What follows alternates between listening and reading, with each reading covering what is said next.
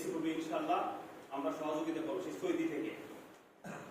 যখন সৌদিতে 80 degree Celsius তাপমাত্রা, তখন সেই ছেলে গ্রামের মানুষের কথা ভাবে।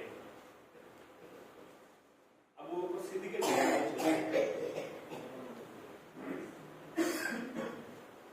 যদি কোন সিস্টেমে আমার দাদা যে দাদা আছে তাকে যদি উপস্থিত করা যেত, আমার কিন্তু চিনবে না। আমার কি চিনবে? অথচ তার ভিটাতে আমি আছি। ঠিক অনুরূপ ভাবে আপনি যে স্থানে বসবাস করতেছেন, 200 বছর পর আপনার ওই আবাসস্থল কোন একজন বসবাস করবে, আপনাকে চিনবেই না, আপনার নামও মনে রাখবে না। আমার বুড়া বাপের তার বাপের নাম কি আমি বলতে পারি না।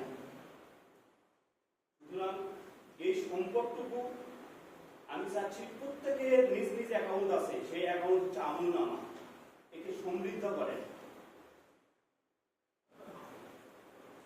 এ পর্যায়ে আমাদের মাঝে সংক্ষিপ্তভাবে বক্তব্য এবং দিক নির্দেশনা বক্তব্য রাখার জন্য আমি অনুরোধ করছি আসুন আল এহসান ফাউন্ডেশনের সাধারণ সম্পাদক মোহাম্মদ আব্দুল সালাম, ওনাকে আমি বক্তব্য রাখার জন্য অনুরোধ করছি।